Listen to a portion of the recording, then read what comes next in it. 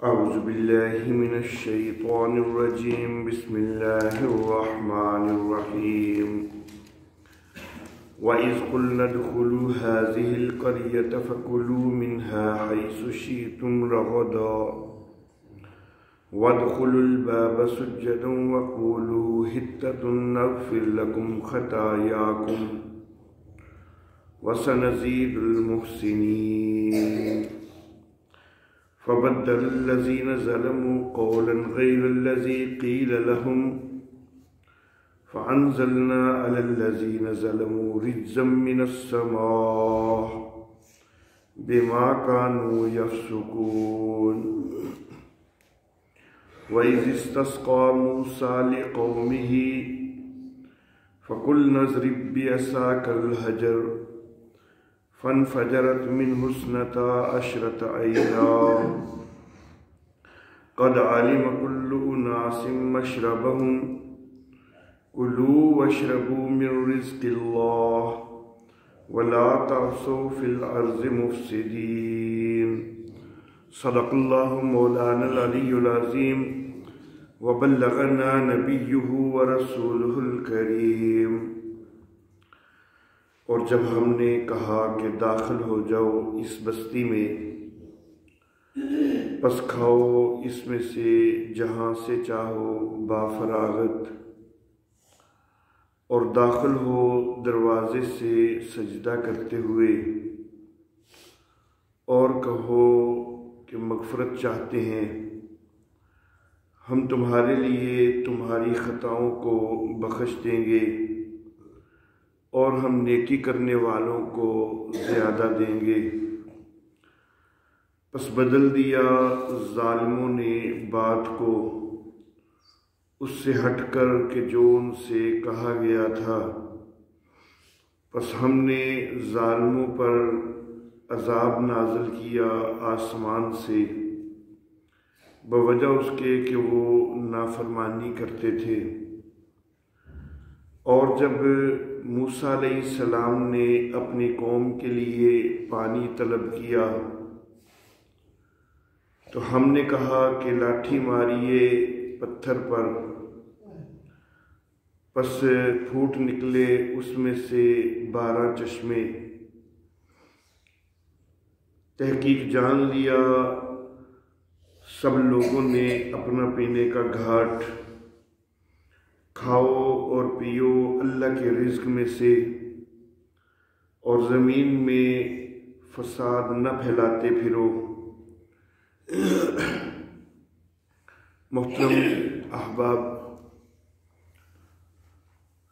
بنی اسرائیل کے اوپر ہونے والے انعامات کا تذکرہ چل رہا تھا۔ گزشتہ آیات میں 7 انعامات کا ذکر ہو چکا، جن کے متعلق گزشتہ دروس میں بات کر چکا ہوں۔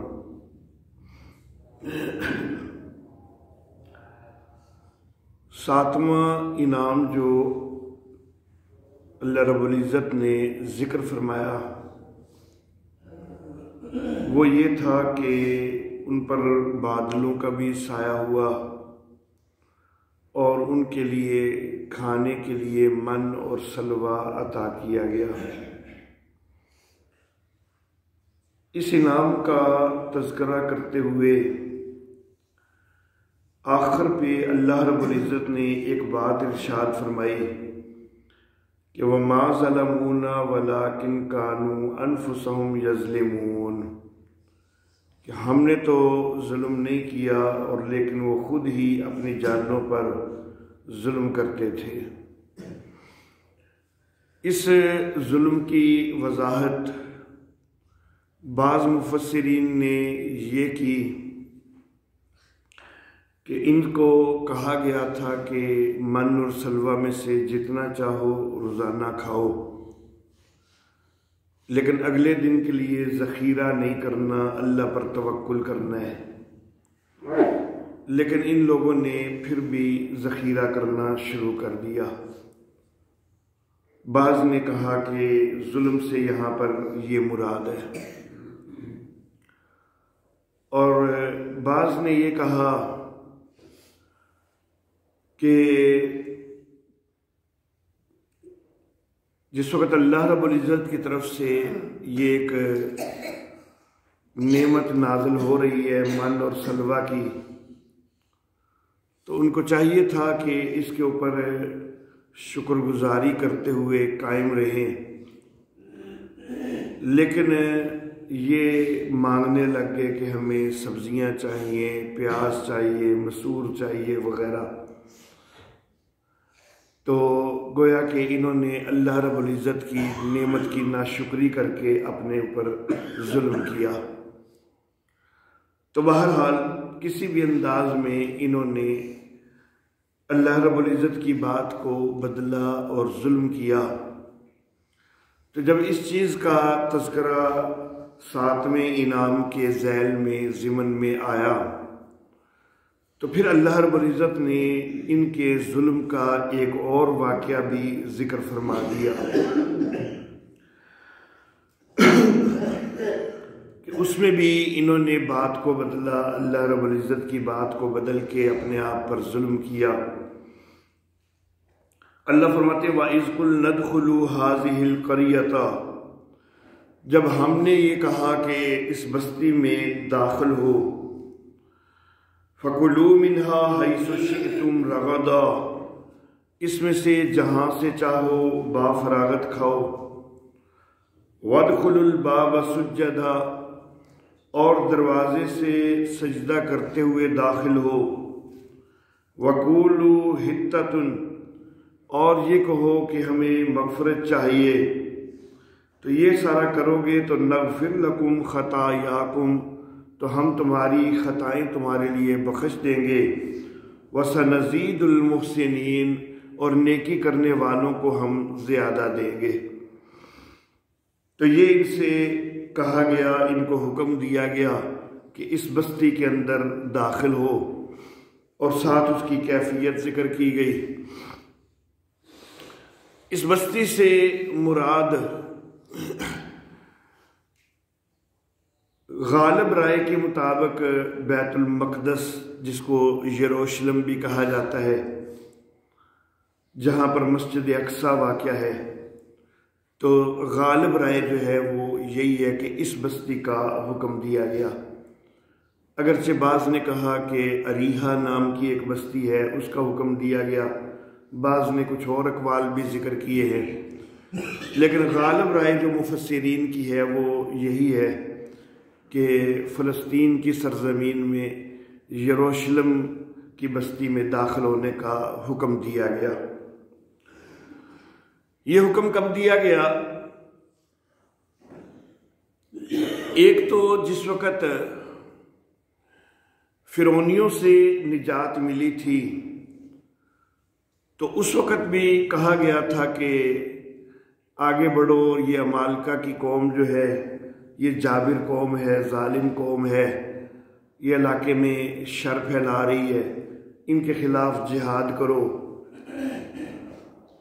اور اس علاقے کے اندر داخل ہو۔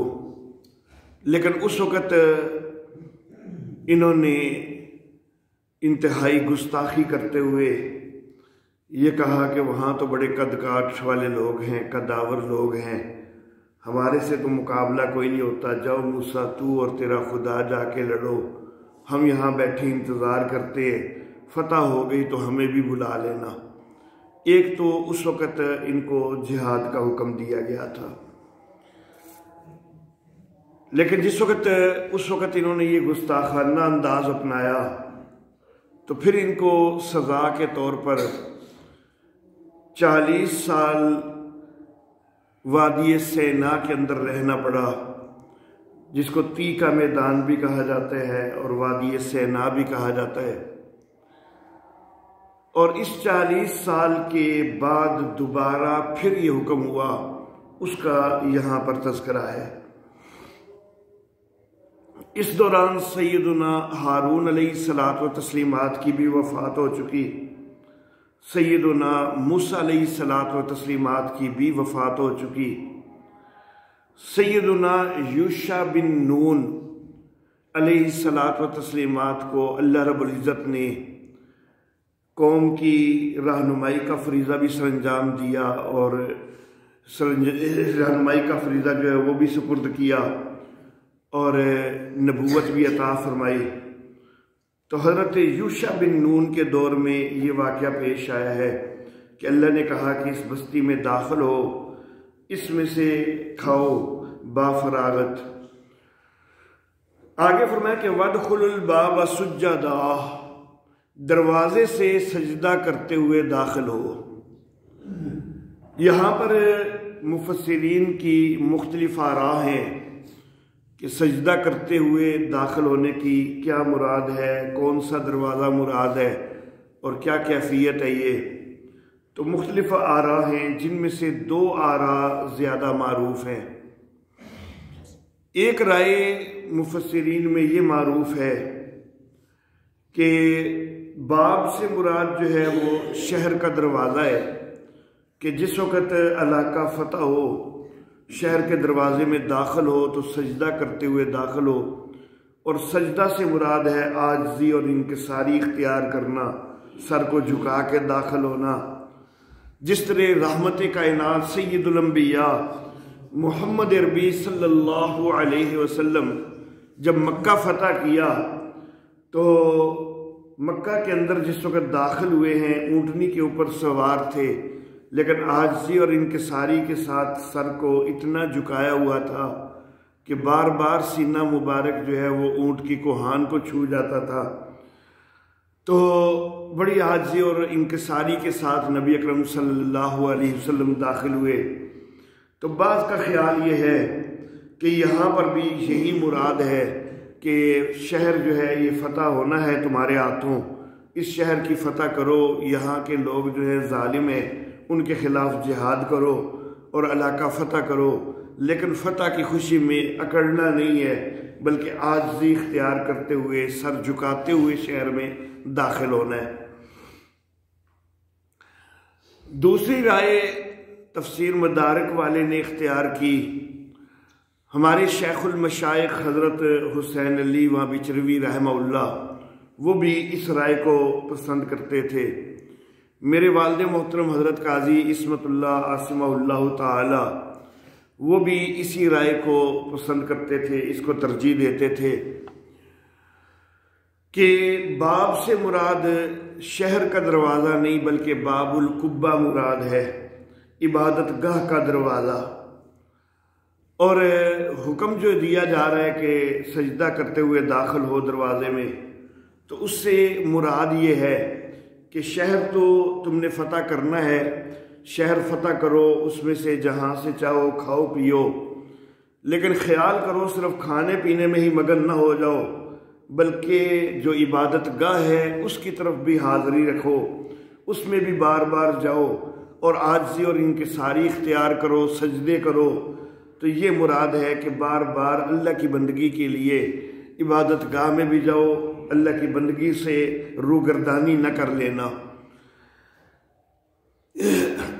شہر کے اندر عاجزی سے داخل ہونا تو وہ محدود مفہوم ہو جاتا ہے، صرف ایک وقت سے متعلق ہو جاتا ہے، اور اگر یہ دوسرا مفہوم لیا جائے کہ اللہ کی بندگی سے روگردانی نہ کرنا بلکہ بار بار اللہ کی عبادت کے لیے عبادت گاہ میں پہنچنا، قبہ میں پہنچنا اور بار بار سجدہ ریز ہونا، تو اگر یہ والا مفہوم لیا جائے تو یہ زیادہ وسیع مفہوم ہے، کیونکہ اس کے اندر مستقل جو ہے وہ اللہ کی بندگی اس کا تذکرہ آ جاتا ہے۔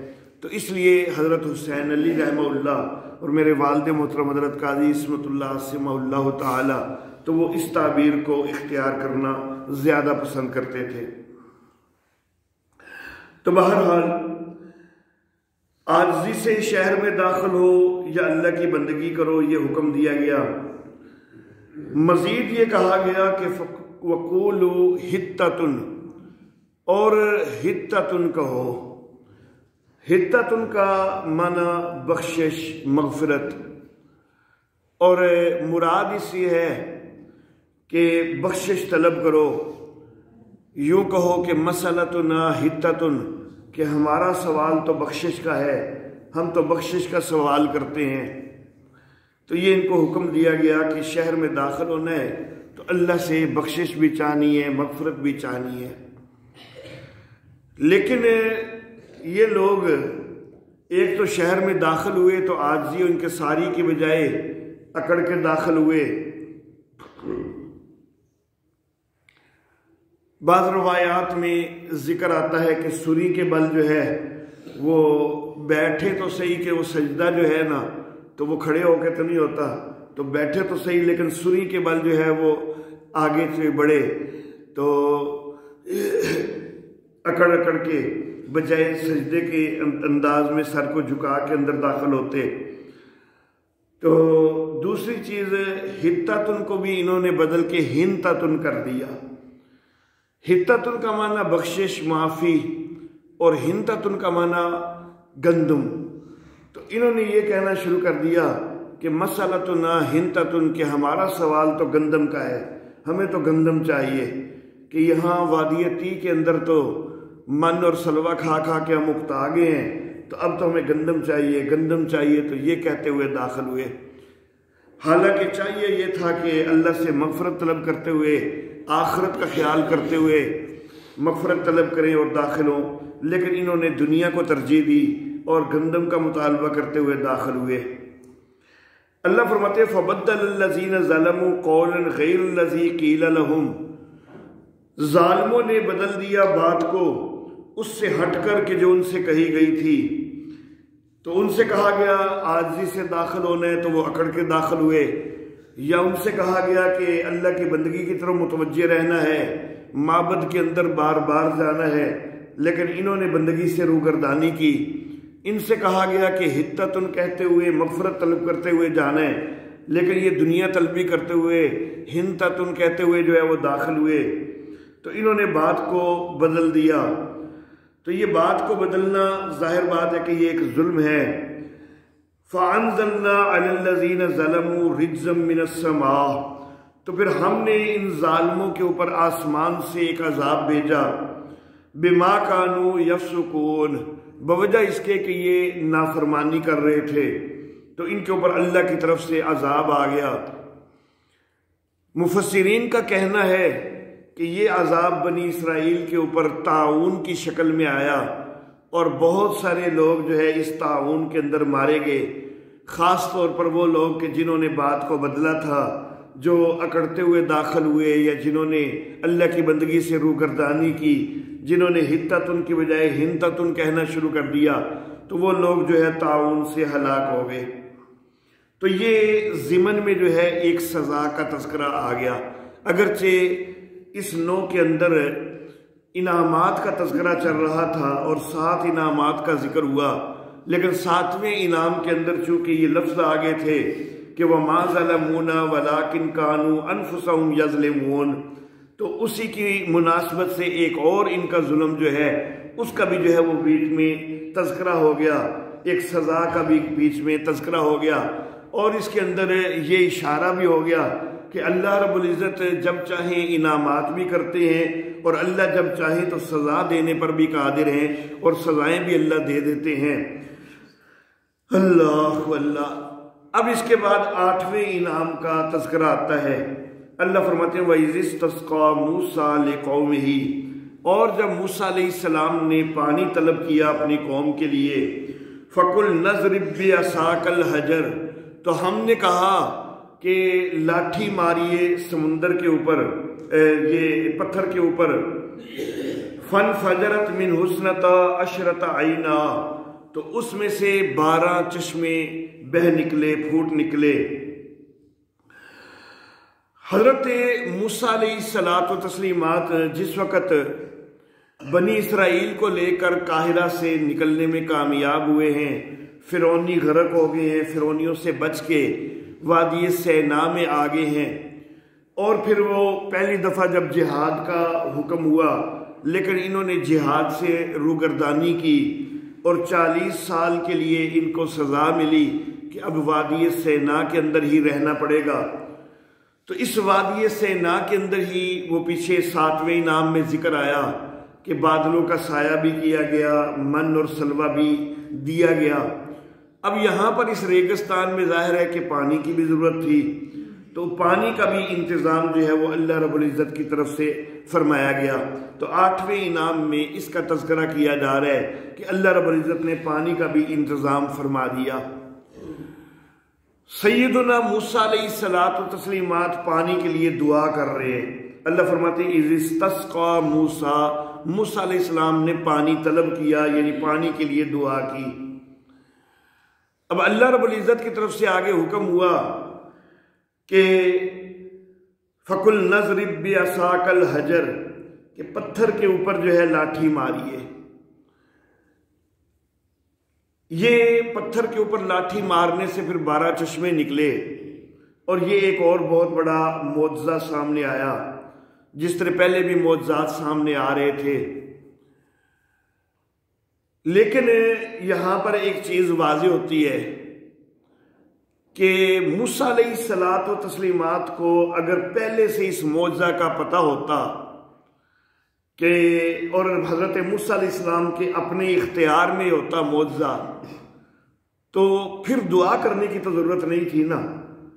جب پتہ تھا کہ لاٹھی مارنی ہے اور میرا اختیار ہے کہ لاٹھی مارنے سے چشمے پھوٹ نکلیں گے، تو پھر خود ہی آگے بڑھ کے لاٹھی مارتے، پھر دعا کرنے کی کیا ضرورت تھی؟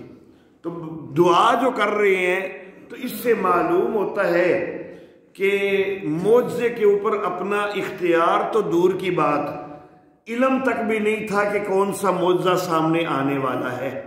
تو معجزے کے اوپر اختیار جو ہے وہ اللہ کا ہوتا ہے۔ اگر اسے معجزہ نبی کے ہاتھ سے صادر ہوتا ہے، نبی کے ہاتھ سے سامنے آتا ہے، لیکن اس میں اختیار اللہ کا چلتا ہے، نبی کا اختیار نہیں چلتا ہوتا۔ تو حضرت موسیٰ علیہ الصلوۃ والتسلیمات کو تو اندازہ تک بھی کوئی نہیں، وہ تو دعا کر رہے ہیں کہ یا اللہ پانی کی کوئی سبیل بن جائے، کوئی طریقہ بن جائے کہ پانی میسر آ جائے۔ تو اب ان کو طریقہ بتلایا گیا کہ اے موسیٰ معجزہ سامنے آنا ہے، آپ یہ جو ہے لاٹھی جو ہے، عصا جو ہے، اس کو پتھر پر ماریے۔ جب پتھر پہ مارا تو اس میں سے 12 چشمے بہ نکلے، پھوٹ نکلے۔ قد علم کل اناس مشربہم، تمام لوگوں نے اپنا اپنا پینے کا گھاٹ جو ہے اس کو معلوم کر لیا۔ یا تو سیدنا موسیٰ علیہ الصلوۃ والتسلیمات نے خود متعین کر کے، نامزد کر کے بتا دیا کہ یہ چشمہ فلاں قبیلے کا ہے، یہ چشمہ فلاں قبیلے کا ہے۔ اصل میں 12 قبائل تھے بنی اسرائیل کے۔ اسرائیل حضرت یعقوب علیہ الصلوۃ والتسلیمات کا لقب ہے، اور حضرت یعقوب علیہ الصلوۃ والتسلیمات کے 12 بیٹے تھے، اور ہر بیٹے کی اولاد جو ہے وہ ایک قبیلہ بنی۔